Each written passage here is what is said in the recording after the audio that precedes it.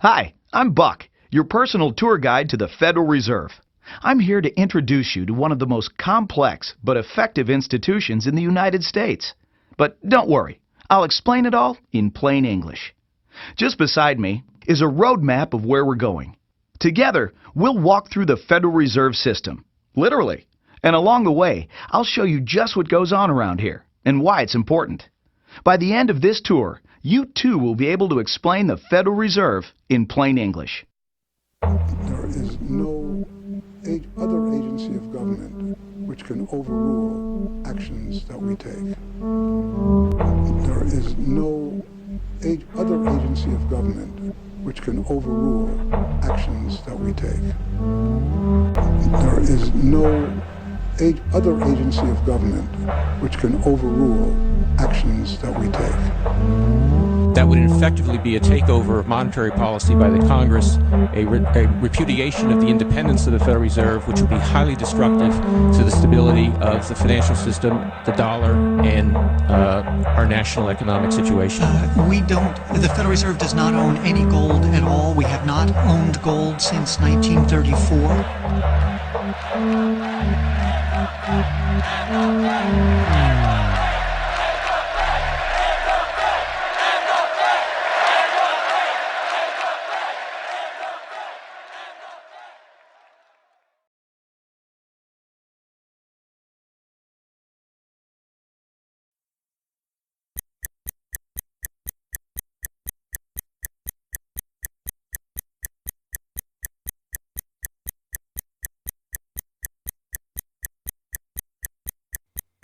All our lives, we've been told that economics is boring. It's dull. It's not worth the time it takes to understand it. And all our lives, we've been lied to.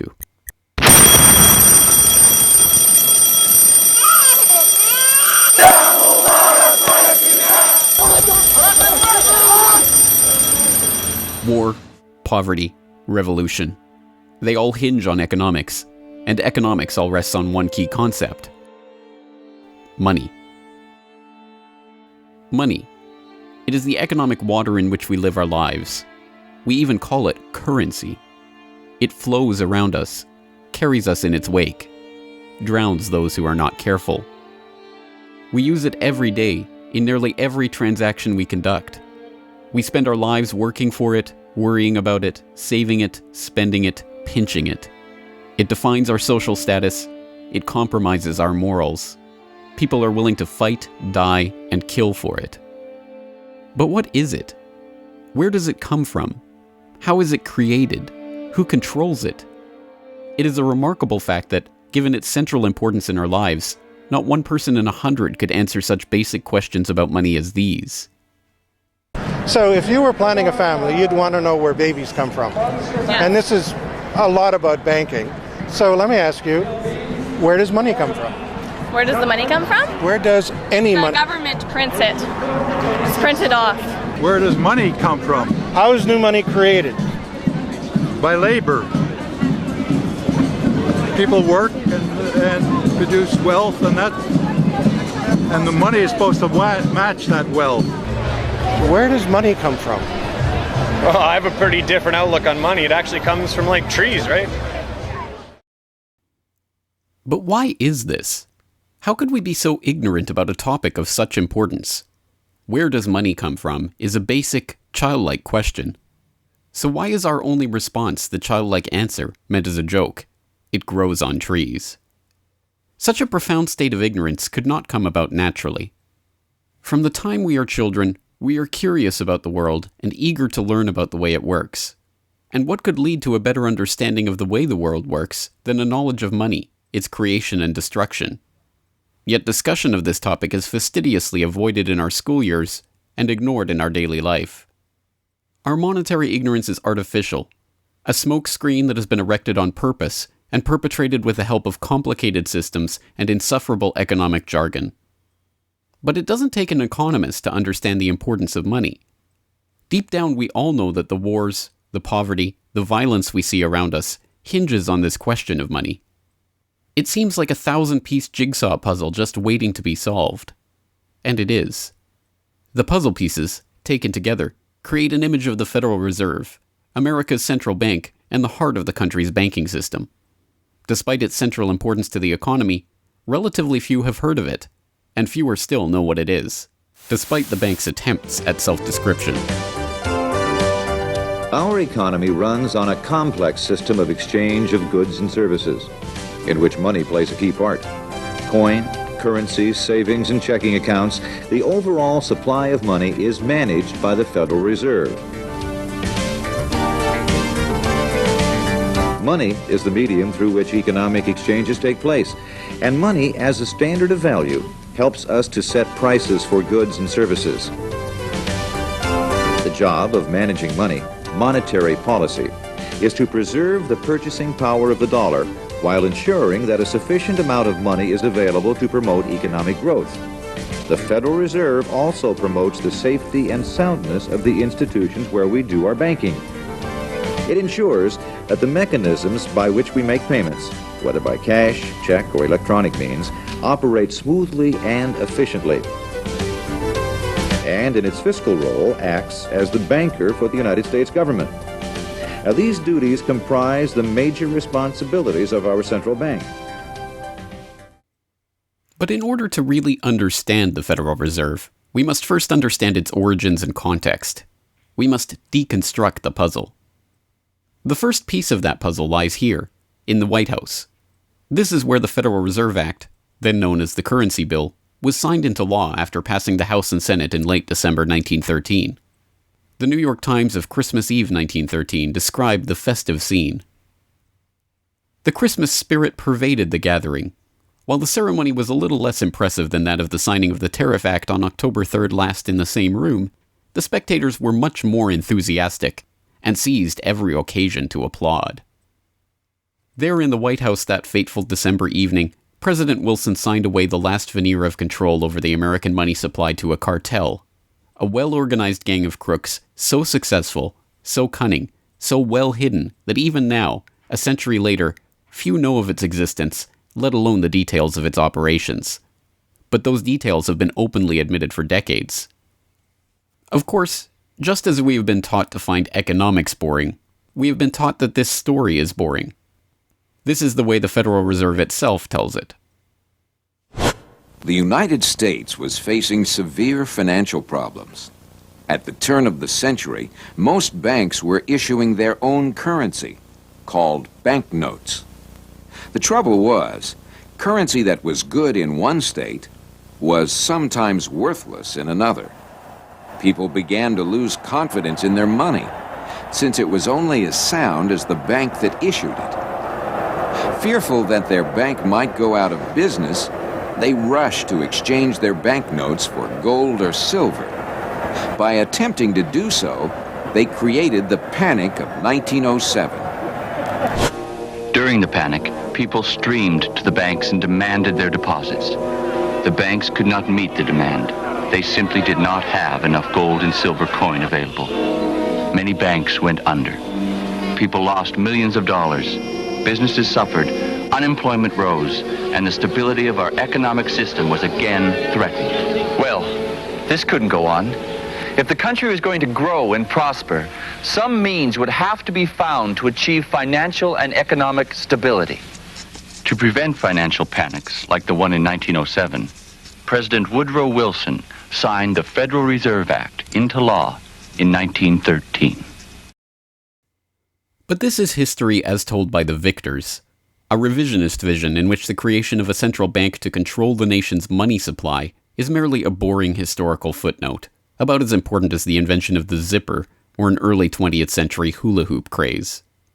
The truth is that the story of the secret banking conclave that gave birth to that Federal Reserve Act is as exciting and dramatic as any Hollywood screenplay or detective novel yarn, and all the more remarkable for the fact that it is all true. We pick up the story, appropriately enough, under cover of darkness. It was the night of November 22nd, 1910, and a group of the richest and most powerful men in America were boarding a private rail car at an unassuming railroad station in Hoboken, New Jersey. The car, waiting with shades drawn to keep onlookers from seeing inside, belonged to Senator Nelson Aldrich, the father-in-law of billionaire heir to the Rockefeller dynasty, John D. Rockefeller Jr. A central figure on the influential Senate Finance Committee where he oversaw the nation's monetary policy, Aldrich was referred to in the press as the general manager of the nation. Joining him that evening was his private secretary Shelton, and a who's who of the nation's banking and financial elite. A. Pyatt Andrew, the Assistant Treasury Secretary, Frank Vanderlip, President of the National City Bank of New York, Henry P. Davison, a senior partner of J.P. Morgan Company, Benjamin Strong Jr., an associate of J.P. Morgan and president of Bankers Trust Co., and Paul Warburg, heir of the Warburg banking family and son-in-law of Solomon Loeb of the famed New York investment firm Kuhn Loeb and Company. The men had been told to arrive one by one after sunset to attract as little attention as possible. Indeed, secrecy was so important to their mission that the group did not use anything but their first names throughout the journey so as to keep their true identities secret even from their own servants and waitstaff. The movements of any one of them would have been reason enough to attract the attention of New York's voracious press, especially in an era where banking and monetary reform was seen as a key issue for the future of the nation. A meeting of all of them, now that would surely have been the story of the century. And it was. Their destination? The secluded Jekyll Island off the coast of Georgia, home to the prestigious Jekyll Island Club whose members included the Morgans, Rockefellers, Warburgs, and Rothschilds. Their purpose? Davison told intrepid local reporters who had caught wind of the meeting that they were going duck hunting. But in reality, they were going to draft a reform of the nation's banking industry in complete secrecy. G. Edward Griffin, the author of the best-selling The Creature from Jekyll Island and a longtime Federal Reserve researcher, explains. What happened is that the banks decided that since there was going to be legislation anyway to control their industry, that they wouldn't just sit back and wait and see what happened and cross their fingers that it would be okay. They decided that to do what so many cartels do today, they decided to take the lead. And they would be the ones calling for regulations and reform. They like the word reform. And the American people are suckers for the word reform. You just put that into any corrupt piece of legislation, call it reform, and people say, oh, I'm all for reform. And so they vote for it or accept it. So that's what they were doing. They decided we will reform our own industry. In other words, we will create a cartel, and we will give the cartel the power of government. We'll take our cartel agreement so that we can self-regulate to our advantage, and we'll call it the Federal Reserve Act. And then we'll take this cartel agreement to Washington and convince those idiots there to pass it into law. And that basically was the strategy. It was a brilliant strategy. Of course, we see it happening all the time, and certainly in our own day today, we see the same thing happening in other cartelized industry. Right now, we're watching it unfold in the field of healthcare, but at that time, it was banking, all right? And so the banking cartel wrote their own rules and regulations, called it the Federal Reserve Act, got it passed into law, and it was very much to their liking because they wrote it.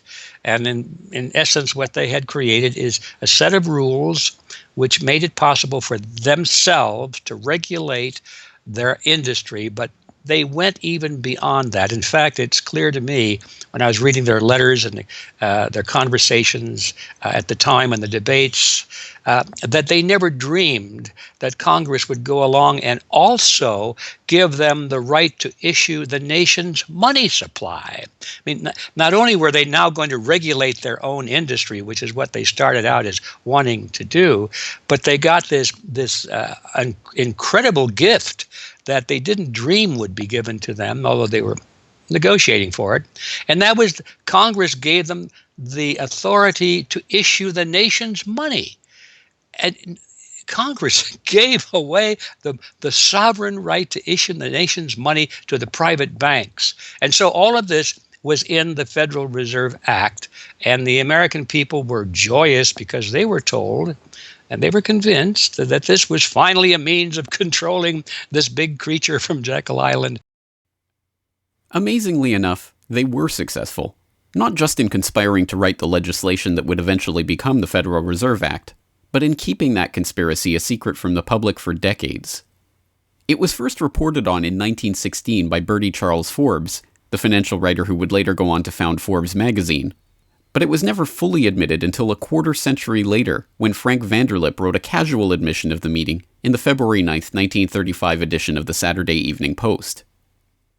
I was as secretive, indeed as furtive, as any conspirator.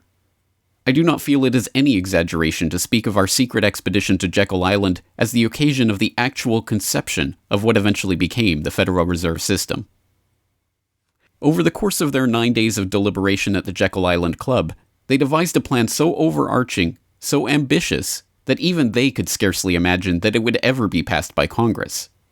As Vanderlip put it, discovery of our plan, we knew, simply must not happen, or else all our time and effort would be wasted.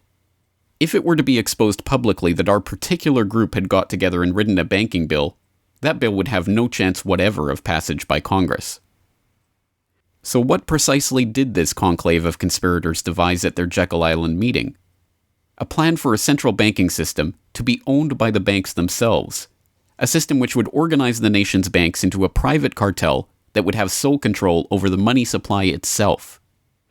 At the end of their 9-day meeting, the bankers and financiers went back to their respective offices content in what they had accomplished. The details of the plan changed between its 1910 drafting and the eventual passage of the Federal Reserve Act, but the essential ideas were there. But ultimately, this scene on Jekyll Island, too, is just one piece of a larger puzzle. And like any other puzzle piece, it has to be seen in its wider context for the bigger picture to become visible. To understand the other pieces of the puzzle and their importance in the creation of the Federal Reserve, we have to travel backward in time. The story begins in late 17th century Europe. The 9 Years' War is raging across the continent as Louis XIV of France finds himself pitted against much of the rest of the continent over his territorial and dynastic claims. King William III of England, devastated by a stunning naval defeat, commits his court to rebuilding the English navy.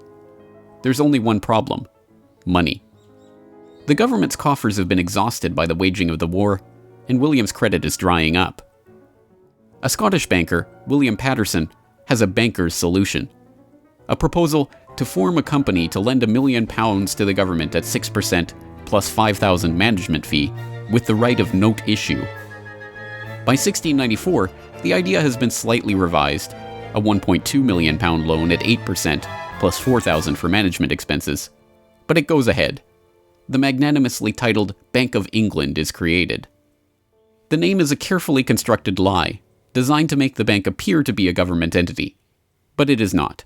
It is a private bank owned by private shareholders for their private profit, with a charter from the king that allows them to print the public's money out of thin air and lend it to the crown. What happens here at the birth of the Bank of England in 1694 is the creation of a template that will be repeated in country after country around the world. A privately controlled central bank lending money to the government at interest, money that it prints out of nothing.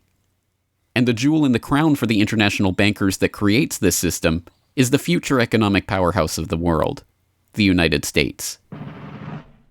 In many important respects, the history of the United States is the history of the struggle of the American people against the banksters that wish to control their money. By the 1780s, with colonies still fighting for independence from the crown, the bankers will get their wish. In 1781, the United States is in financial turmoil. The Continental, the paper currency issued by the Continental Congress to pay for the war, has collapsed from overissue and British counterfeiting. Desperate to find a way to finance the end stages of the war, Congress turns to Robert Morris, a wealthy shipping merchant who was investigated for war profiteering just 2 years earlier. Now, as Superintendent of Finance of the United States from 1781 to 1784, he is regarded as the most powerful man in America, next to General Washington. In his capacity as Superintendent of Finance, Morris argues for the creation of a privately owned central bank deliberately modeled on the Bank of England that the colonies were supposedly fighting against. Congress, backed into a corner by war obligations and forced to do business with the bankers just like King William in the 1690s, acquiesces and charters the Bank of North America as the nation's first central bank. And exactly as the Bank of England came into existence loaning the British Crown £1.2 million, the BNA started business by loaning $1.2 million to Congress. By the end of the war, Morris has fallen out of political favor and the Bank of North America's currency has failed to win over a skeptical public. the BNA is downgraded from a national central bank to a private commercial bank chartered by the state of Pennsylvania. But the bankers have not given up yet. Before the ink is even dry on the Constitution, a group led by Alexander Hamilton is already working on the next privately owned central bank for the newly formed United States of America. So brazen is Hamilton in the forwarding of this agenda that he makes no attempt to hide his aims or those of the banking interests he serves. A national debt, if it is not excessive, will be to us a national blessing, he wrote in a letter to James Duane in 1781. It will be a powerful cement of our union. It will also create a necessity for keeping up taxation to a degree which, without being oppressive, will be a spur to industry. Opposition to Hamilton and his debt-based system for establishing the finances of the U.S. is fierce. Led by Jefferson and Madison, the bankers and their system of debt enslavement is called out for the force of destruction that it is, with Thomas Jefferson writing, "The spirit of war and indictment, since the modern theory of the perpetuation of debt, has drenched the earth with blood and crushed its inhabitants under burdens ever accumulating." Still, Hamilton proves victorious. The first Bank of the United States is chartered in 1791 and follows the pattern of the Bank of England and the Bank of North America almost exactly.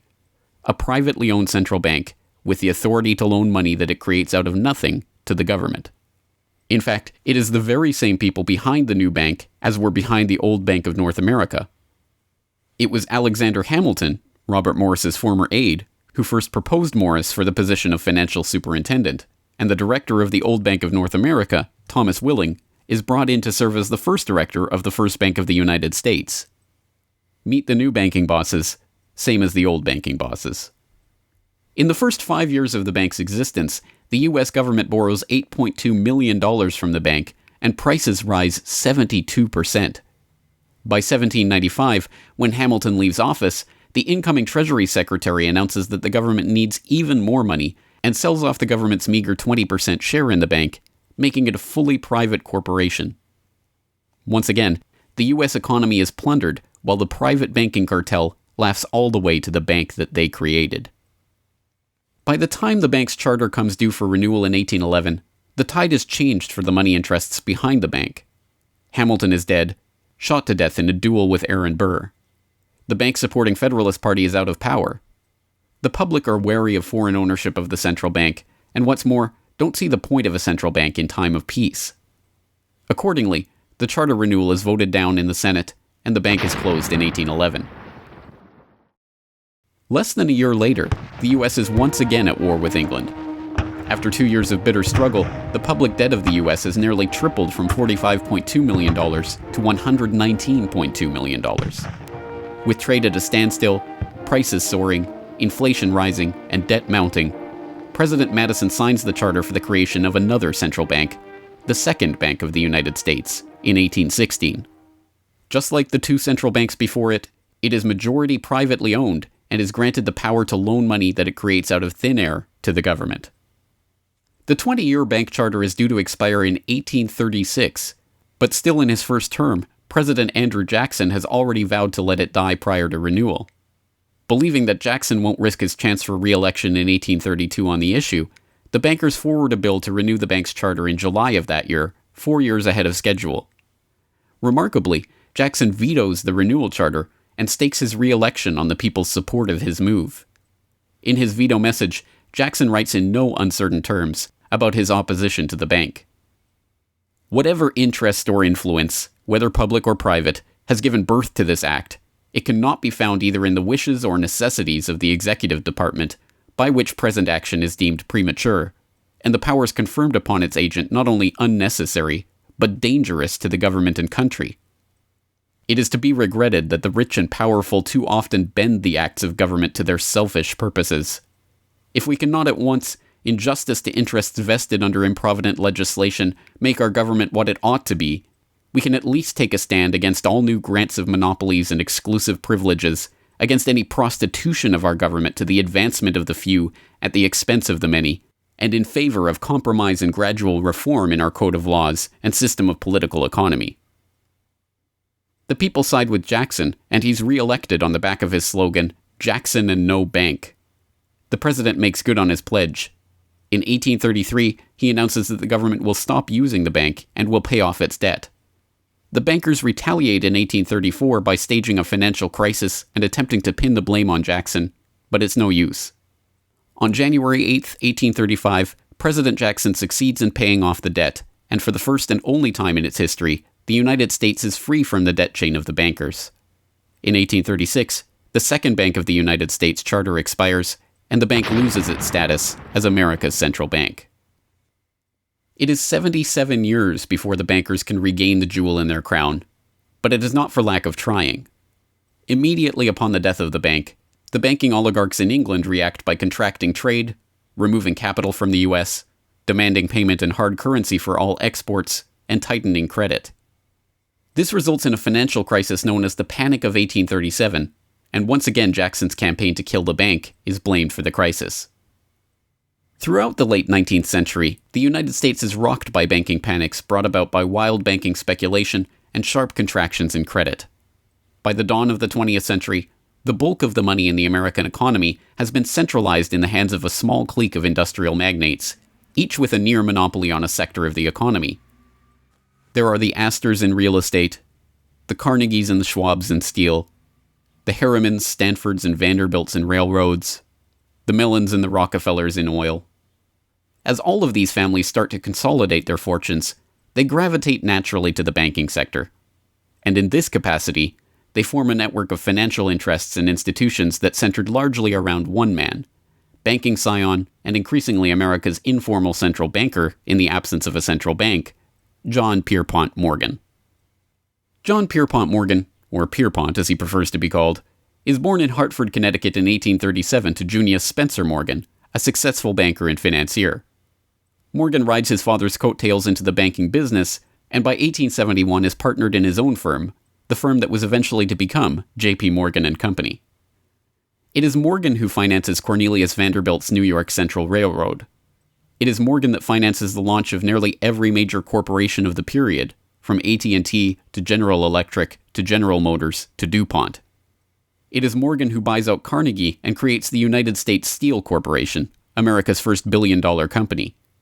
It is Morgan who brokers a deal with President Grover Cleveland to save the nation's gold reserves by selling $62 million worth of gold to the Treasury in return for government bonds. And it is Morgan who, in 1907, sets in motion the crisis that leads to the creation of the Federal Reserve. That year, Morgan begins spreading rumors about the precarious finances of the Knickerbocker Trust Company, a Morgan competitor and one of the largest financial institutions in the United States at the time. The resulting crisis, dubbed the Panic of 1907, shakes the U.S. financial system to its core. Morgan puts himself forward as a hero, boldly offering to help underwrite some of the faltering banks and brokerage houses to keep them from going under. After a bout of hand-wringing over the nation's finances, a congressional committee is assembled to investigate the Money Trust, the bankers and financiers who brought the nation so close to financial ruin and that wield such power over the nation's finances. The public follows the issue closely, and in the end a handful of bankers are identified as key players in the Money Trust's operations, including Paul Warburg, Benjamin Strong Jr., and J.P. Morgan. Andrew Gavin Marshall, editor of the People's Book Project, explains. At the beginning of the 20th century, there was an investigation following the greatest of these financial panics, which was in 1907. And this investigation was on what was called the Money Trust, which found that three banking interests, J.P. Morgan, National City Bank, and the Citibank of New York, I believe it was, basically controlled the entire financial system. So three banks. And the public hatred towards these institutions was unprecedented. There was an overwhelming consensus in the country for establishing a central bank. But there were many different interests in pushing this, and everyone had sort of their own specific purpose behind advocating for a central bank. So to represent the most people, you had farmer interests, populists, progressives, who were advocating a central bank because they couldn't take the recurring panics, but they wanted government control of a central bank. They wanted it to be exclusively under the public control because they despised and feared the New York banks as wielding too much influence. So for them, a central bank would be a way to curb the power of these private financial interests. On the other hand, those same financial interests were advocating for a central bank to serve as a source of stability for their control of the system, also to act as a lender of last resort to them, and so that they would never have to face collapse, but also in order to exert more control through a central bank. The private New York banking community wanted a central bank under the exclusive control of them. There's a shocker. So you had all these various different interests which converged. Of course, the most influential happened to be the New York financial houses, which were more aligned with European financial houses than they were with any other element in American society.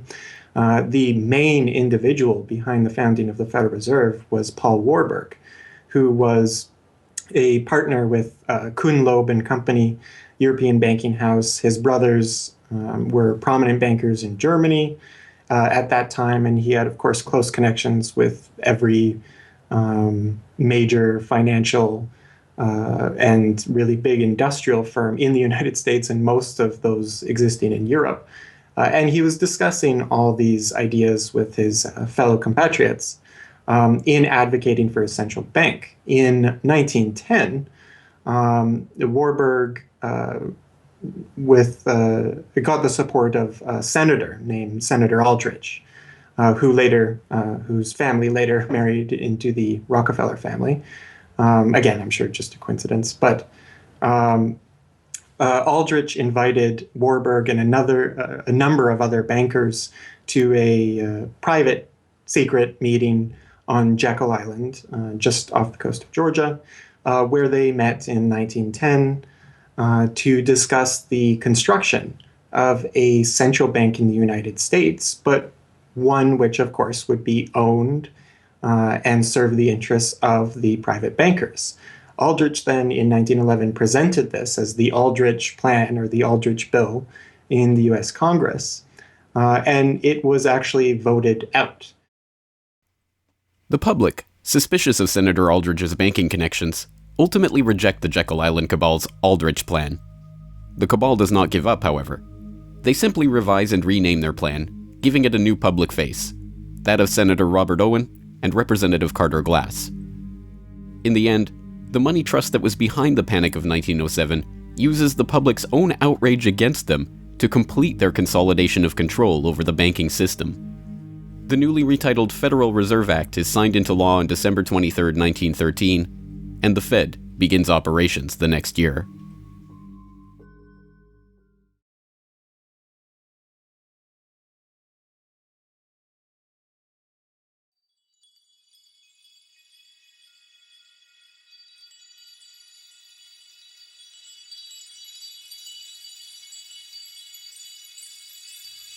So how does the Federal Reserve System work? What does it do? Who owns and controls it? These are the basic questions that would get to the heart of the fundamental question, what is money? And that is why the answer to these questions have been shrouded in impenetrable economic jargon. Even the Federal Reserve's own educational propaganda, which has an unusual tendency towards cutesy animation and talking down to its audience, has a difficult time summarizing the Fed's mission and responsibilities. According to the Fed, to achieve these goals, the Fed, then and now, combines centralized national authority through the Board of Governors, remember that on the map, with a healthy dose of regional independence through the reserve banks. A third entity, the Federal Open Market Committee, brings together the expertise of the first two in setting the nation's monetary policy. Precisely what imaginary gaggle of schoolchildren is this economic gibberish aimed at?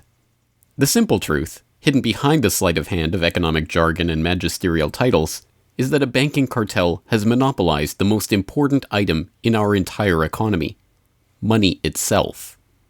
We are taught to think of money as the pieces of paper printed in government printing presses or coins minted by government mints.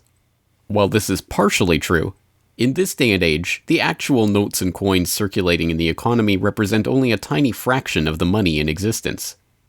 Over 90% of the money supply is in fact created by private banks as loans that are payable back to the banks at interest. Although this simple fact is obscured by the wizards of Wall Street and gods of money who want to make the money creation process into some special art of alchemy carefully overseen by the government, the truth is not hidden from the public. In December 1977, the Federal Reserve Bank of New York published another of its dumbed-down cartoon-ridden information pamphlets for the general public, attempting to explain the functions of the Federal Reserve System. There in black and white, they carefully explain the money creation process. Commercial banks create checkbook money whenever they grant a loan, simply by adding new deposit dollars to accounts on their books in exchange for a borrower's IOU. Banks create money by monetizing the private debts of businesses and individuals. That is, they create amounts of money against the value of those IOUs. There it is, in plain English. The vast majority of money in the economy, the checkbook money in our accounts at the bank and that we use in our electronic transfers and digital payments, is created not by a government printing press, but by the bank itself. It is created out of thin air as debt, owed back to the bank that created it at interest. This means that bank loans are not money taken from other bank depositors, but new money simply conjured into existence and placed into your account. And the bank is able to create much more money than it has cash to back up those deposits. The Fed claims to be the entity overseeing and backing up the banking industry. It was established, according to its own propaganda, to stabilize the system and prevent bank runs like the Panic of 1907 from happening again. Throughout much of the 1800s, almost any organization that wanted could print its own money. As a result, many states, banks, and even one New York druggist did just that. In fact, at one time, there were over 30,000 different varieties of currency in circulation. Imagine the confusion. Not only were there multitudes of currencies, some were redeemable in gold and silver, others were backed by bonds issued by regional governments. It was not unusual for people to lose faith both in the value of their currency and in the entire financial system. With many people trying to withdraw their deposits at once, sometimes the banks didn't have enough money on hand to pay their depositors. Then, when the funds ran out, the banks suspended payment temporarily, and some even closed. People lost their entire savings, and sometimes regional economies suffered. Obviously, something had to be done, and in 1913, something was. In that year, President Woodrow Wilson signed into effect the Federal Reserve Act. This act created the Federal Reserve System to provide a safer and more stable monetary and banking system. If that was indeed its aim, it signally failed to do so in running up one of the greatest bubbles in American history to that point in the 1920s, just a decade after its creation. The popping of that bubble, of course, led directly into the Great Depression and one of the greatest periods of mass poverty in American history. Economists have long argued that the Fed itself was the cause of the Depression by its complete mismanagement of the money supply. As former Federal Reserve Chairman Ben Bernanke admitted in a speech commemorating Fed critic Milton Friedman's 90th birthday, regarding the Great Depression, "You're right, we did it. We're very sorry. But thanks to you, we won't do it again." Price stability is another cited tenet of the Federal Reserve's mandate. But here, too, the Fed has completely failed to live up to its own standards. Aside from the banking system, the Federal Reserve has another responsibility that's probably even more important. It's in charge of something called monetary policy. Basically, it means trying to keep prices stable to avoid inflation. Say you buy a CD today for $14, but what if next year the price of the CD jumped to $20 or $50? Not because of a change in supply or demand, but because all prices were going up. That's inflation. There are a lot of different causes of inflation, but one of the most important is too much money. The Fed can adjust the money supply by injecting money into the system electronically or by withdrawing money from the economy. Think of it. The Federal Reserve has the ability to create money and make it disappear. What's most important is what happens as a result. Anytime the supply of money is altered, the effects are felt throughout the economy.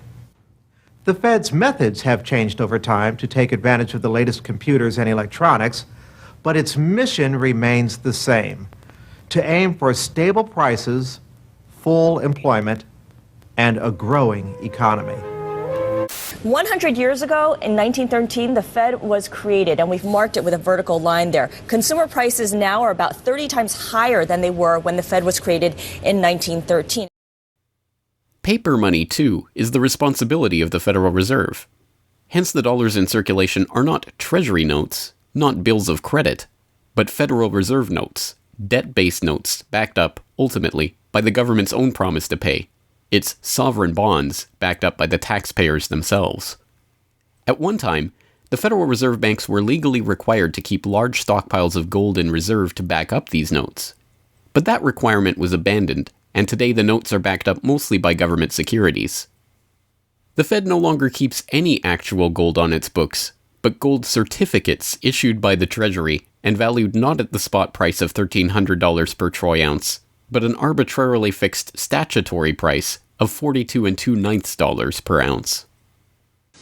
But I do have one question. During the crisis, or any time that you're aware of, has the Federal Reserve or Treasury participated in any gold swaps arrangements? The Federal Reserve does not own any gold at all. We have not owned gold since 1934. So we have not engaged in any gold swaps. But it appears on your balance sheet that you hold gold. What appears on our balance sheet is gold certificates. When we turned before 1934, the Federal Reserve did own gold. We turned that over by law to the Treasury and received in return for that gold certificates. If the Treasury entered into, because under the Exchange Stabilization Fund, I would assume they probably have the legal authority to do it, they wouldn't be able to do it then because you have the securities for essentially all the gold? No, we have no interest in the gold that is owned by the Treasury.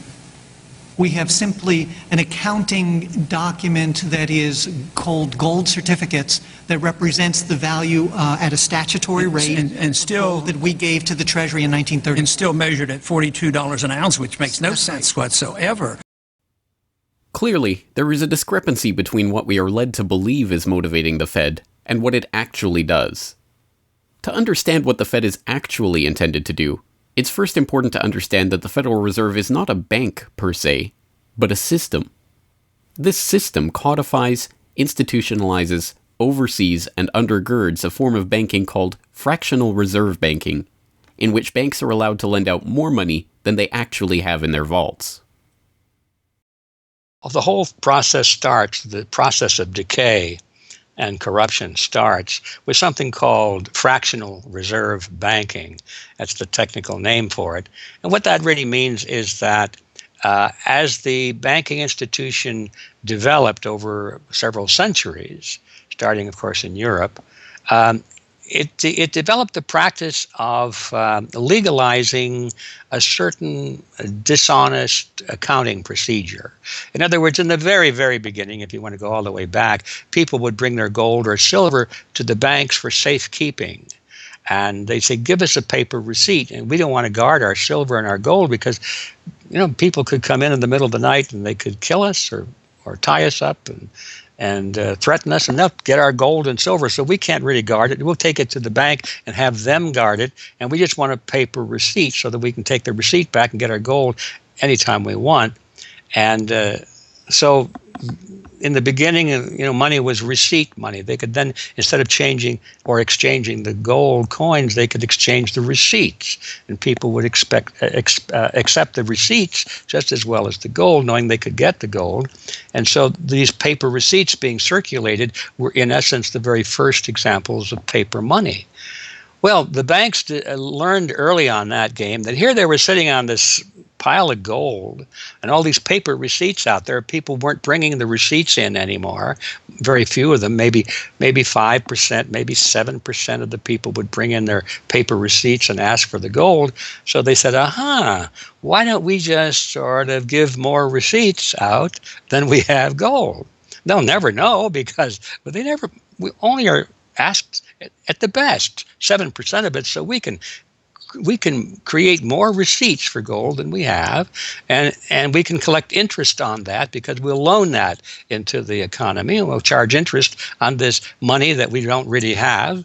And it's a pretty good gimmick, don't you think? And they, well, yeah, of course. And so that's how fractional reserve banking started. And now it's institutionalized, and they teach it in school. No one ever questions the integrity of it or the ethics of it. They say, well, that's the way banking works. And isn't it wonderful that we now have this flexible currency and we have prosperity and all of this sort of thing? So it all starts with this concept of fractional reserve banking. The trouble is with that is it works most of the time, but every once in a while, there are a few ripples that come along that are a little bit bigger than the other ripples, and maybe one of them is a wave, and more than 7% will come in and ask for their gold. Maybe 20% will come in, or 30%. And well, now the banks are embarrassed because the fraud is exposed. They say, well, we don't have your gold. What do you mean you don't have my gold? I gave it to you and put it on deposit, and you said you'd safeguard it. Well, we don't have it. We loaned it out. So then the word gets out, and everybody and their uncle comes and lines up for their gold. And of course, they don't have it, and the banks are closed. They have bank holidays, and the banks are embarrassed. They go out of business. People lose their savings, and you have these terrible banking crashes that were ricocheting all around the world prior to this time. And that's what caused the concern. One of the things that caused the concern of the American people, they didn't want that anymore. They wanted to put a stop to that. And that was the whole purpose, supposedly, of the Federal Reserve System, was to put a stop to that. But since the people who designed the plan to put a stop to it were the very ones who were doing it in the first place, you can not be surprised that their solution was not a very good one insofar as the American people were concerned. Their solution was to expand it. Not to control it, but to expand it. See, prior to that time, this little game of fractional reserve banking was localized at the state level. Each state was doing its own little fractional reserve banking system. Each state, in essence, had its own Federal Reserve. Central banks were authorized by state law to do this sort of thing, and that was causing all this problem. And so the Federal Reserve came along and said, well, no, we're not going to do this at the state level anymore because look at all the problem it's causing. We're going to consolidate it all together, and we're going to do it at the national level. The key to this system, of course, is who controls this incredible power to regulate the economy by setting reserve requirements and targeting interest rates. The answer to this question, too, has been deliberately obscured. The Federal Reserve System is a deliberately confusing mishmash of public and private interests, reserve banks, boards and committees, centralized in Washington and spread out across the United States. So you have the Federal Reserve Board in Washington, appointed by the president. That's the only part of this system that is directly dependent upon the government for input. That's the federal part, that the government, the president specifically, gets to choose a few select governors. The 12 regional banks, the most influential of which is the Federal Reserve Bank of New York, essentially based in Wall Street to represent Wall Street, is representative of the major Wall Street banks who own shares in the private, not federal, but private Federal Reserve Bank of New York. All the other regional banks are also private banks. They vary according to how much influence they wield, but the Kansas City Fed is influential, the St. Louis Fed, the Dallas Fed. But the New York Fed is really the center of this system. And precisely because it represents the Wall Street banks who appoint the leadership of the New York Fed. So the New York Fed has a lot of public power, but no public accountability. It has no oversight. It does not answer to Congress the way that the chairman of the Federal Reserve Board of Governors does. And even then, the chairman of the Federal Reserve Board, who is appointed by the president, does not answer to the president. He does not answer to Congress. He goes to Congress to testify, but the policy that they set is independent. So they have no input from the government. The government can't tell them what to do, legally speaking. And of course, they don't. Do you think it would cause problems for the Fed or for the economy if that legislation was to pass? My concern about the legislation is that if the GAO is auditing not only the operational aspects of our programs and the details of the programs, but is making judgments about our policy decisions that would effectively be a takeover of monetary policy by the Congress, a repudiation of the independence of the Federal Reserve, which would be highly destructive to the stability of the financial system, the dollar, and our national economic situation. The Federal Open Market Committee is responsible for setting interest rates. Now, this committee, which is enormously powerful, has as its membership the governor and vice chair of the Federal Reserve Board. But the Federal Open Market Committee, most of the membership is the presidents of the regional Federal Reserve banks representing private interests. So they have significant input into setting the interest rates. Interest rates are not set by a public body, they're set by private financial and corporate interests. And that's whose interests they serve, of course. The reason that the Federal Reserve goes to such great lengths to make its organizational structure as confusing as possible is to cover up the massive conflicts of interest that are at the heart of the system. The fact is that the Federal Reserve System is comprised of a board of governors, 12 regional banks, and an open market committee.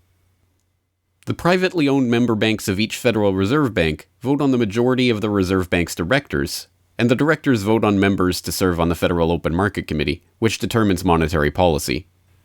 What's more, Wall Street is given a prime seat at the table, with tradition holding that the president of the powerful New York Federal Reserve Bank be given the vice chairmanship of the FOMC and be made a permanent committee member. In effect, the private banks are the key determinants in the composition of the FOMC, which regulates the entire economy. According to the Fed, its monetary policy decisions do not have to be approved by the president or anyone else in the executive or legislative branches of government. It does not receive funding appropriated by the Congress, and the terms of the members of the Board of Governors span multiple presidential and congressional terms. Or, in the words of Alan Greenspan, what is the proper relationship, what should be the proper relationship between a chairman of the Fed and a president of the United States? Well, first of all, the Federal Reserve is an independent agency, and that means basically that there is no other agency of government which can overrule actions that we take. The Fed goes on in its self-mythologization to state that it is not a private, profit-making institution. This characterization is dishonest at best, and an outright lie at worst. The regional banks are themselves private corporations, as noted in a 1928 Supreme Court ruling. Instrumentalities like the national banks or the Federal Reserve Banks, in which there are private interests, are not departments of the government. They are private corporations in which the government has an interest. This point is even admitted by the Federal Reserve's own senior counsel.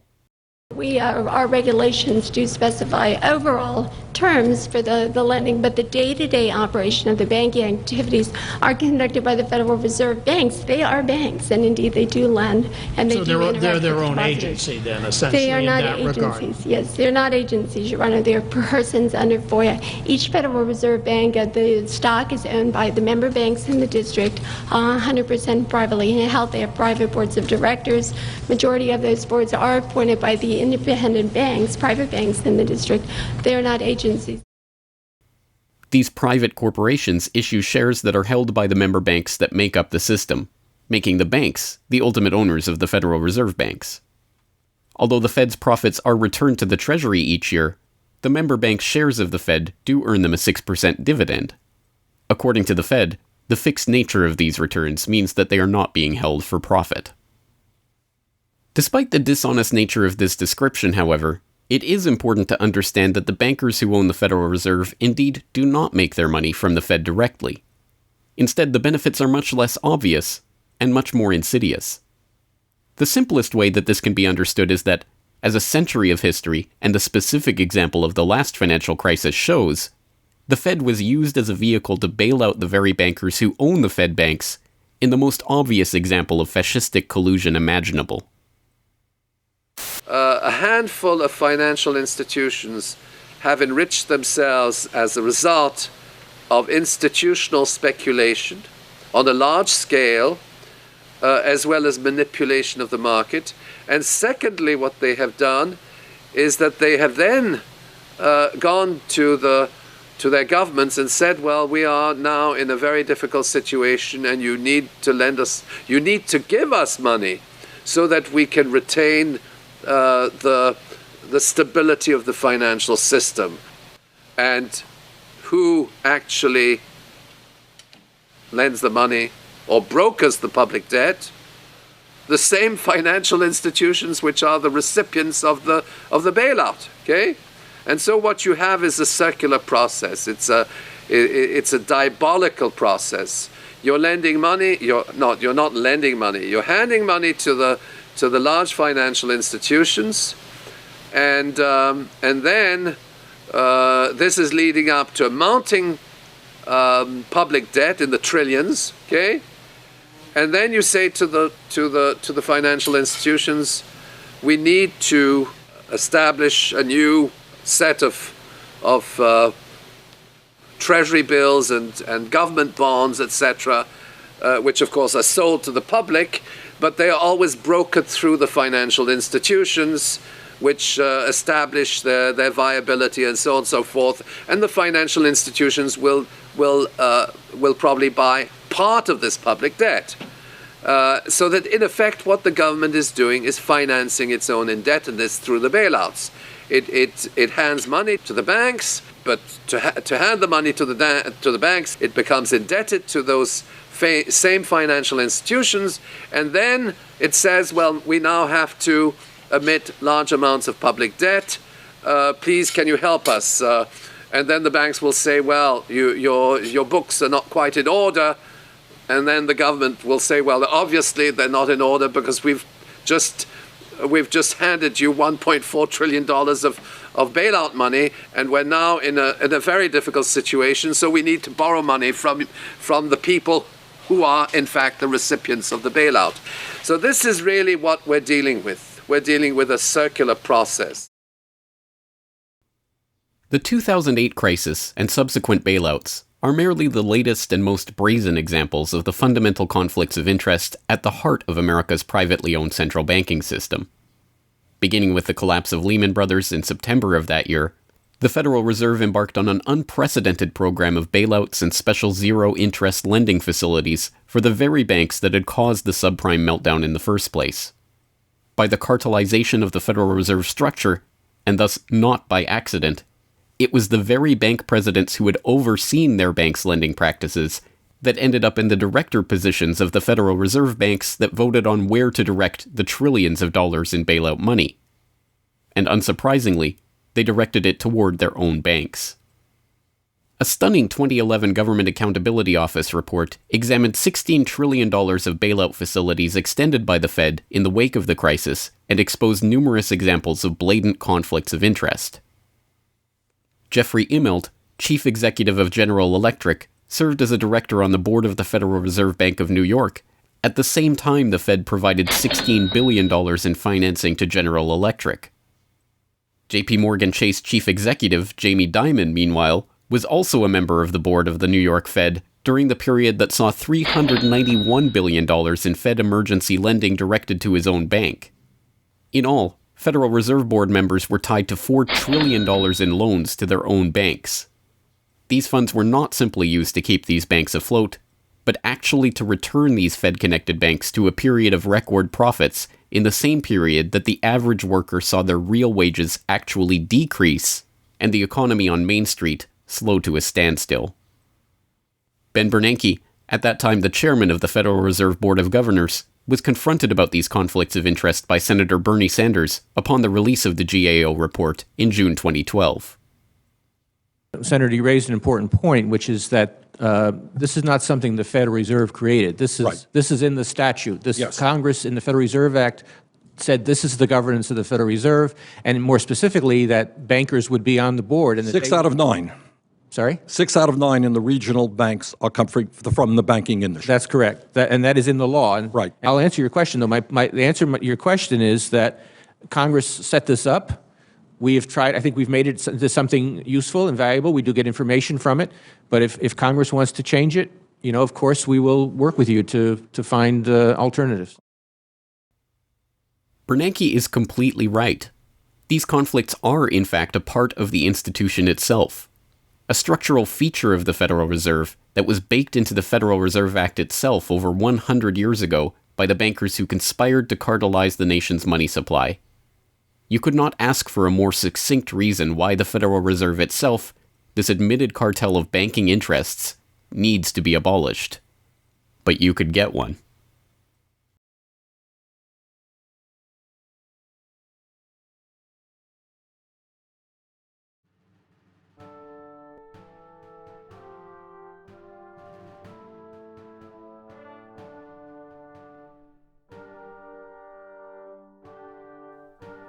We now know that for centuries, the people of the United States have been at war with the international banking oligarchs. That war was lost, seemingly for good, in 1913 with the creation of the Federal Reserve. With the passage of the Federal Reserve Act, President Woodrow Wilson consigned the American population to a century in which the money supply itself has depended on the whims of the banking cabal. A century of booms and busts, bubbles and depressions, has led to a wholesale redistribution of wealth toward those at the very top of the system. At the bottom, the masses toil in relative poverty, single-income households becoming double-income households out of necessity, their quality of life being slowly eroded as the Federal Reserve notes that pass for dollars are themselves devalued. Worse yet, the fraud itself perpetuates Alexander Hamilton's persistent myth that a national debt is necessary at all. The US is now locked into a system whereby the government issues bonds to generate the funds for their operations, bonds that are backed up by the taxation of the public's own labor.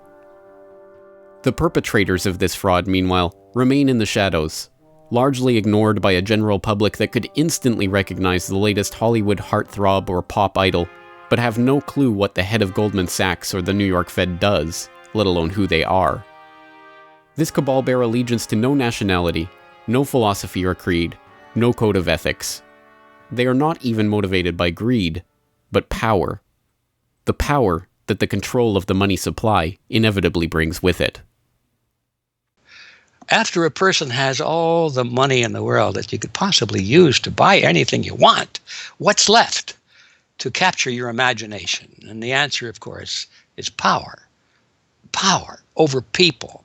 Now, money is power over people, but there's another power over people as well, and that is the political power, the social power. And I think this has now become the dominant driving force of these people. They've already got the money. They've got it locked down. Now they're striving for this new world order, as their name for it. They want all of the world into one political unit, which they dominate, not only with money, but with military and psychological means and education and media and propaganda. They want total control over every human on the planet. And by golly, they're moving pretty rapidly in that direction. It did not take long for this lust for power to rear its head. In 1921, just 7 years after the Fed began operations, the same J.P. Morgan-connected banking elite that founded the Federal Reserve incorporated an organization called the Council on Foreign Relations with the goal of taking over the foreign policy apparatus of the United States, including the State Department. In this quest, it was remarkably successful. Although there are only about 4,000 members in the organization today, its membership has included 21 Secretaries of Defense, 18 Treasury Secretaries, 18 Secretaries of State, 16 CIA directors, and many other high-ranking government officials, military officers, business elite, and, of course, bankers. The first director of the CFR was John W. Davis, J.P. Morgan's personal lawyer and a millionaire in his own right. Together with its sister organizations in Britain and elsewhere around the world, these groups would work together toward what they called a New World Order of total financial and political control directed by the bankers themselves. As Carroll Quigley, noted Georgetown historian and mentor of Bill Clinton, wrote in his 1966 work, Tragedy and Hope, A History of the World in Our Time, the powers of financial capitalism had a far-reaching aim, nothing less than to create a world system of financial control in private hands, able to dominate the political system of each country and the economy of the world as a whole. This system was to be controlled in a feudalist fashion by the central banks of the world acting in concert, by secret agreements arrived at in frequent private meetings and conferences. The apex of the system was to be the Bank for International Settlements in Basel, Switzerland, a private bank owned and controlled by the world's central banks, which were themselves private corporations. This is why the bankers and their partners in government and business conspired to bring about the 2008 crisis. Not for the pursuit of money, but power. In the same way the bankers used the panic of 1907 to consolidate their control over the money supply, they hope to use the 2008 crisis and subsequent panics, which they themselves have created, to consolidate their political control. The International Summit for the Global Financial Crisis has been expanded from G7 to G20 because the leading 7 developed countries cannot solve the crisis alone. This expanded meeting raises the question whether a new global financial system will be created. So is this some sort of new world order, which Gordon Brown kind of alluded to? British Prime Minister Gordon Brown has described the quote-unquote guiding principles to be addressed at the summit. They are transparency, sound banking, responsibility, integrity, and get this, global governance, unquote. I think a new world order is emerging, and with it the foundations of a new and progressive era of international cooperation. The inevitable conclusion, one that flows necessarily from the true understanding of this situation, is that the Federal Reserve System needs to be consigned to the dustbin of history. After a century of enslavement, it is time for the American public to finally throw off the bankers' debt chains. If there was ever a point in human history to start questioning alternatives, this would be it. And to think that where we are and simply say, oh, well, this is the best of our options. How many of the best options lead to self-destruction? Doesn't sound like a best option. I think that with a world of 7 billion people, we can probably come up with something better than a system in which a few thousand people benefit so much at the expense of everything else on this world, and at the expense of the potential for the future of mankind. They're leveraging our future. And so long as we accept this way of thinking, so long as we accept these institutions as having dominance, that's the direction we'll be going. So I think reform is a good way to try and stall and to push back directly against the expanding and evolving power structures. But a radical change is what's really needed, and that has to be built from the bottom up. But I think that these two processes can and should go together in parallel. If you've made it this far, congratulations. You are now better informed on the economic history of the United States and the truth about the Federal Reserve than 99% of the population. If you do nothing else, then just working to get those around you educated on this information alone will have a profound effect. Once they learn of the scam, many are motivated to do something about it, and they, in turn, inform others. This is the viral nature of suppressed truth, and it is the reason that more people are aware of and energized by the issue of the Federal Reserve and the nature of money than ever before. Perhaps even more amazingly, this movement is spreading to other parts of the globe. Recognizing the interlocking nature of the modern global economy and the international nature of the banking oligarchy, movements to abolish the Federal Reserve have sprung up in Europe, where protests against the cartelized central banking system are taking place in over 100 cities, attracting 20,000 people on a weekly basis. I started this movement because I realized that the Federal Reserve Act, in my opinion, is one of the most worst laws in the whole world.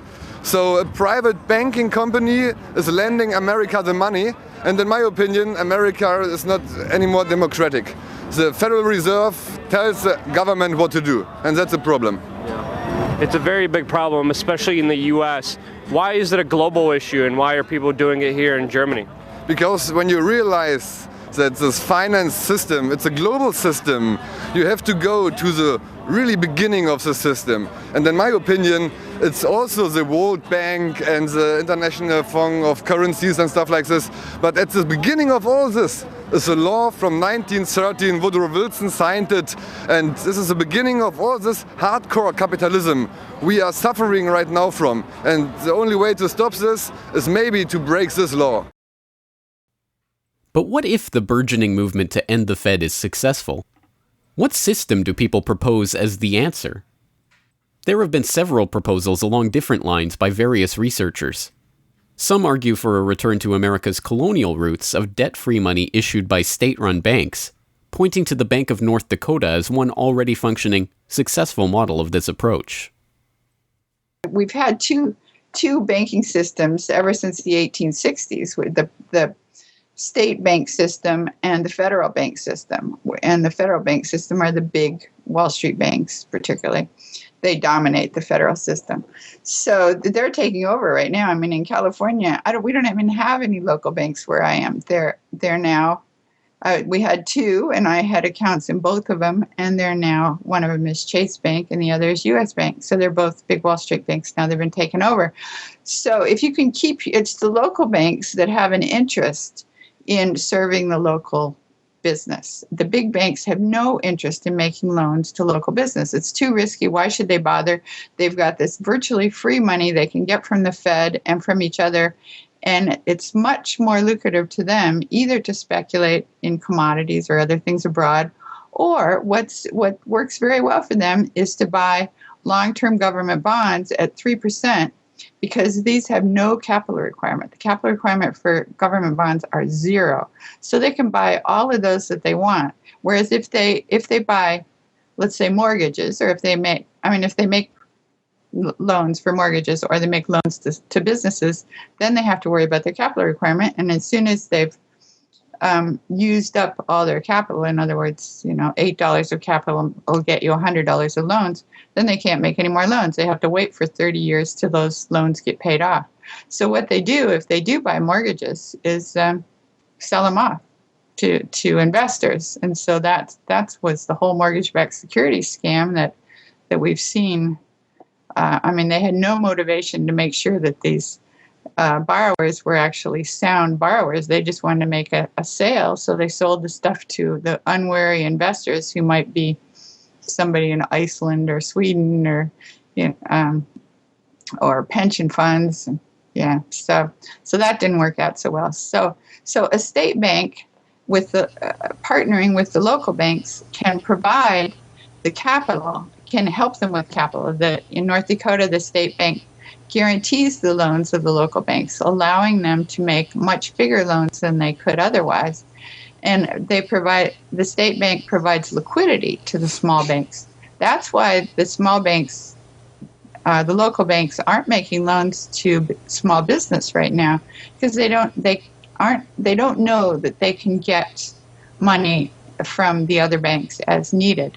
The way banking works is they make the loan first. If you have credit lines to many different businesses, and if they all hit up their credit lines at once, you're going to run out of money.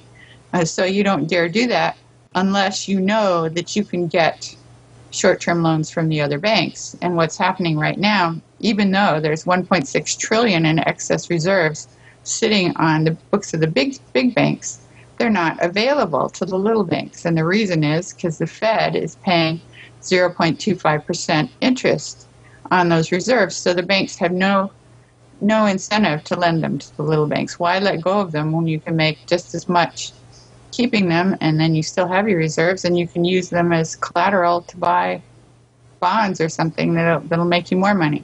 So the whole system is messed up. And in North Dakota, the Bank of North Dakota provides the liquidity for these local banks.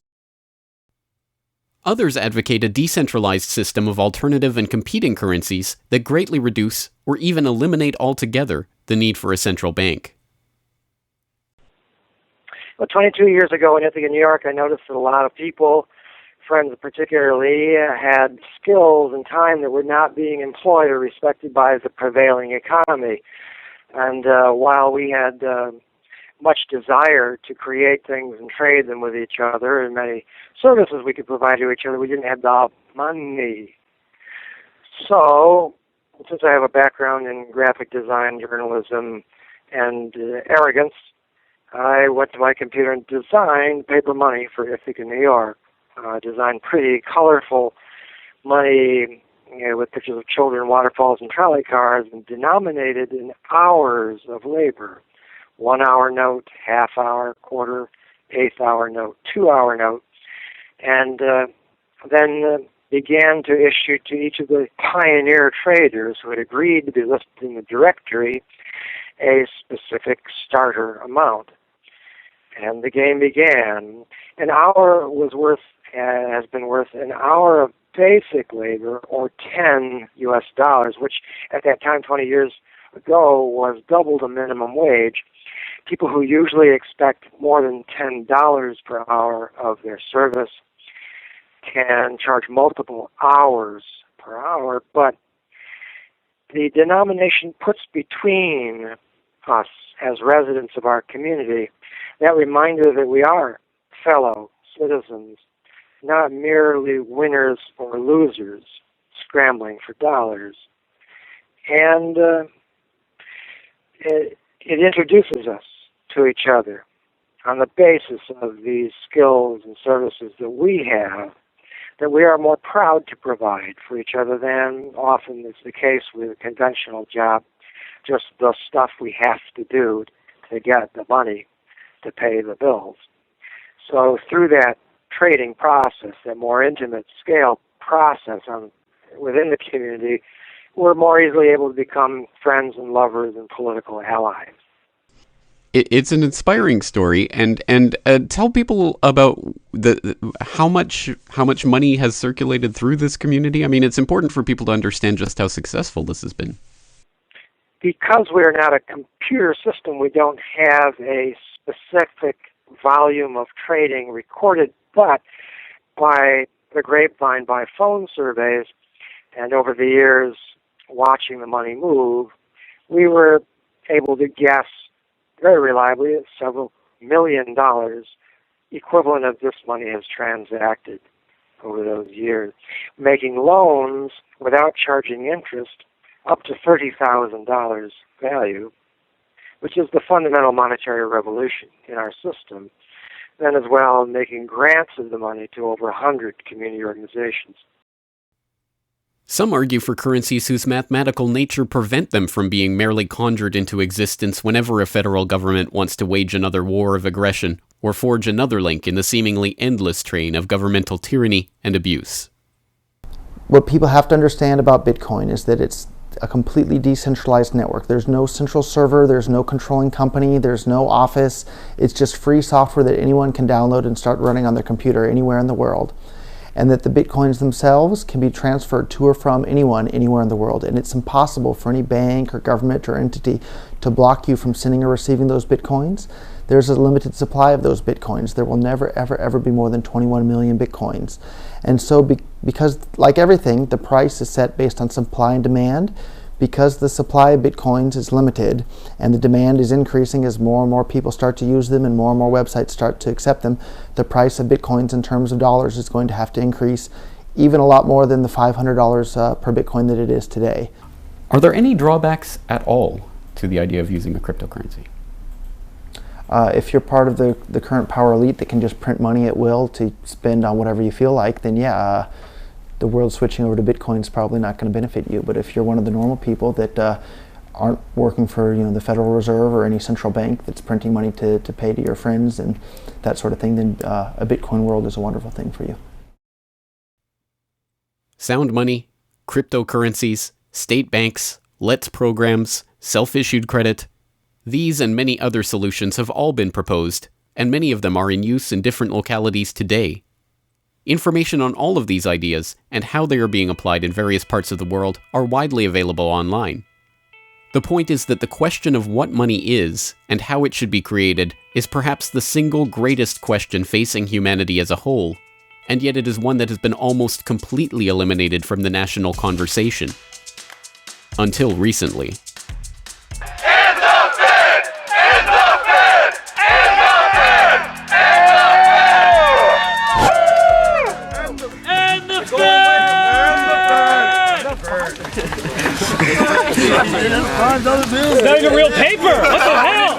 And the Fed! And the Fed! And the Fed! And the Fed!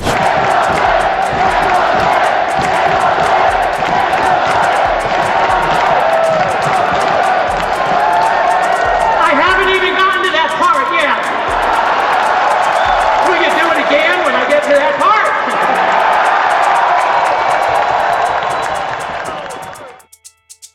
And so the rest of the story is now in our hands. Once we understand the scam that has taken place, the gradual consolidation of wealth and power in the hands of an elite few banking oligarchs, and the growing impoverishment of the masses, all in the name of banking funny money created out of nothing and loaned to the public at interest, we can choose to get active or to do nothing at all. For those who choose to get active, there are some steps that you can take to help change the course of the system. First, follow the links and resources from the transcript of this documentary at corbettreport.com/Federal Reserve to familiarize yourself with the history, the connections, and the functions of the Federal Reserve System. If you can't explain this material to yourself, then you will never be able to teach it to others. Secondly, begin reaching out to others to bring them up to speed on the issue. It can be as simple as broaching this conversation in the Monday morning water cooler talk, or passing out a copy of this documentary, or sending out links to this information to your email list. Insert this topic into your conversations. When people start talking about the national debt, or the state of the economy, or other political talking points, get them to question the roots of these issues, and why there is a national debt at all. Thirdly, when you are able to find or create a group of like-minded people in your area who are engaged with the issue, start a study group on the issue and its solutions. The study group can help source alternative or complementary currencies in the local area, or, if none exist already, the group can form the basis for a community of local businesses and customers who are willing to start experimenting with ways to wean themselves off of the Federal Reserve notes. Fourthly, use the resources at corbettreport.com, including the Federal Reserve information flyer, or hold DVD screenings to attract interest in your group and draw others into studying the true nature of the monetary system.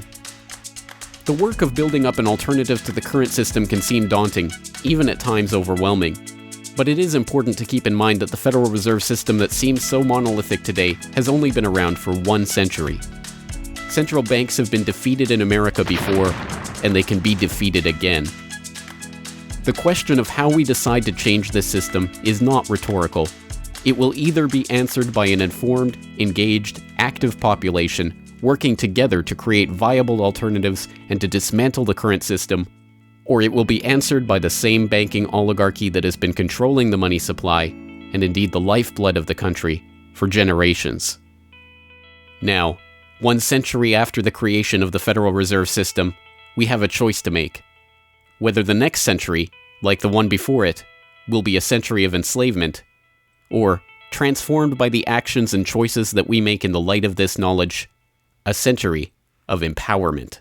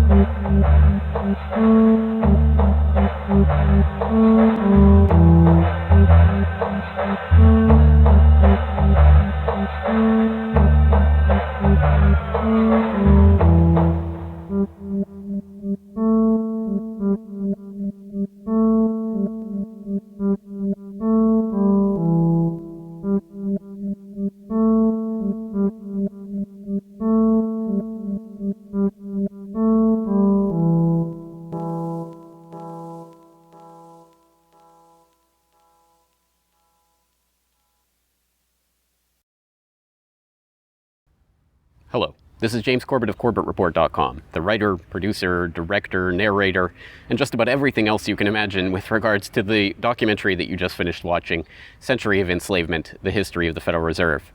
As I mentioned towards the end of that documentary, if you've made it this far, then you are now better informed about the Federal Reserve, its origins, what it is, how it functions, and why it must be opposed than 99% of the general public. And if you've made it this far, then you are obviously one of the very few who is very eager and motivated to join the rising tide of free humanity that is seeking to throw off the debt chains of the banksters in the United States and around the world. And if you are so motivated, then I have some treats for you. I have some resources that I'd like to direct you to. As I mentioned again towards the end of that documentary, there are some resources up at corbettreport.com that I hope will help you in your quest to better inform yourself and better inform others about the Federal Reserve System. Because once again, if you can't explain this to yourself, then how could you ever hope to explain it to anyone else? So I think the first quest that we must all engage in is to improve our own understanding of the Federal Reserve System and how it functions, and then to spread that information to others. And on that note, once again, if you go to corbettreport.com, you'll be able to find, first and foremost, this documentary itself is, of course, 100% freely available online, which you would know because you're watching this right now. So, of course, there will be links to the YouTube version of this documentary or the downloadable MP4 version on my website. There's also audio MP3 files available for download. All of those, again, freely open to the public, and I do encourage you to send them out to others if you do find it to be a valuable resource yourself.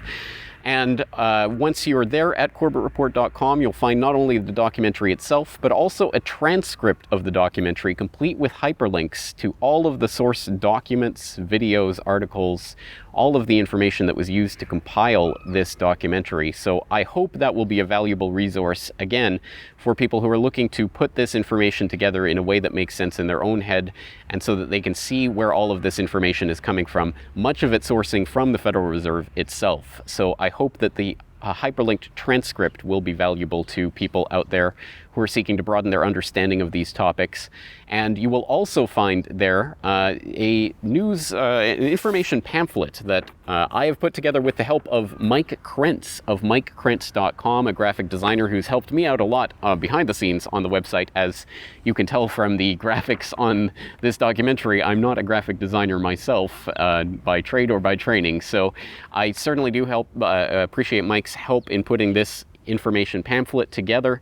And this is just a few points that have been addressed in this video, informational points about the Federal Reserve, what it is, and some interesting little teasers to get people interested in this information. You can download and print this off from corbettreport.com and use it however you like, handing it out to people on the street, using it as a discussion point if you hold a DVD screening, if you want to just post it up in public areas, only where allowed by law, of course.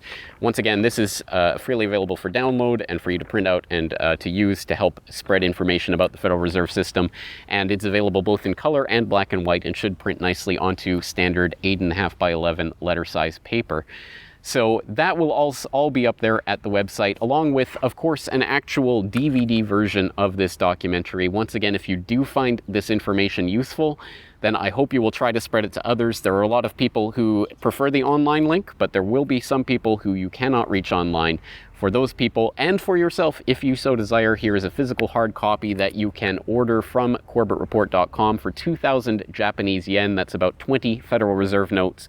Because unfortunately, we are trapped in this debt-based bankster-led system.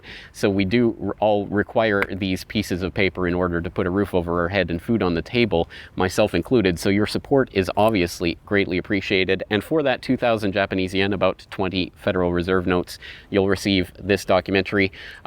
Disc 1 containing the documentary itself. Disc 2, the full 1-hour interview with G. Edward Griffin. So I think, again, a valuable resource for people who are looking for more information about the Federal Reserve.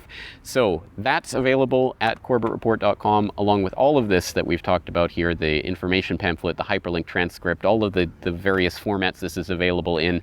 Once again, I've tried to make this as straightforward as possible and also as detailed as possible so that you can start to further your own exploration and understanding of this system that we're facing. Once again, of course, any way that you choose to get this information out to others is greatly appreciated, but if you do want to send the Corbett Report links around, the best one to use is corbettreport.com/Federal Reserve. That will have the documentary in the YouTube format, it will have the downloadable MP3 and MP4 formats, it will have the transcript, it will have the downloadable information pamphlet, And it will also have a link to buy the DVD. So all of that will be there at corbettreport.com/Federal Reserve. Please send people there if you're going to send people anywhere.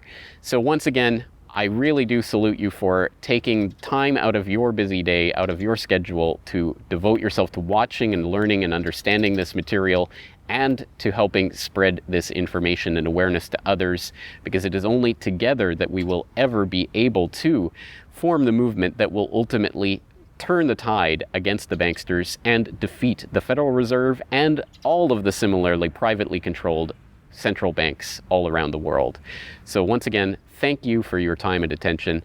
I'm James Corbett of CorbettReport.com.